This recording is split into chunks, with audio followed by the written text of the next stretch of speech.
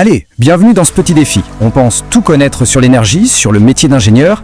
Eh bien, on va voir ça tout de suite avec 10 petites questions. Que l'on soit un expert pointu ou juste un curieux, c'est le moment de se tester. Alors le principe, il est super simple. 10 questions, 1 point par bonne réponse. On va commencer par 5 questions sur, on va dire, l'énergie et la planète en général. Et puis on enchaînera avec 5 autres un peu plus pointus sur le quotidien d'un ingénieur. Surtout gardez bien le compte des points, hein. Allez, c'est parti. Bon, on attaque la première partie, la culture générale sur l'énergie. On va voir les bases, les fondamentaux du secteur. Et attention, la première question arrive, et je parie qu'elle va en surprendre plus d'un. Ok, on commence très fort. Question, quel est le pays qui produit le plus de pétrole au monde, là, maintenant? Je laisse un petit instant pour réfléchir. On pense tout de suite à l'Arabie Saoudite, peut-être la Russie?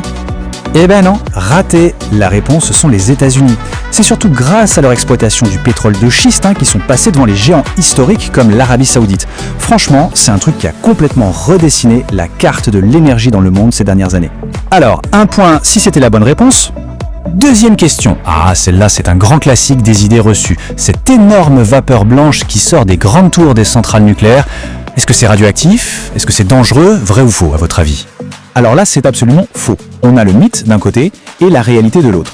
Ce panache, qui est très impressionnant, c'est vrai, eh bien ce n'est rien d'autre que de la vapeur d'eau, pure et totalement inoffensive. Faut bien comprendre que le circuit d'eau, qui lui est en contact avec le réacteur, il est totalement fermé, scellé. Il ne sort jamais de la centrale.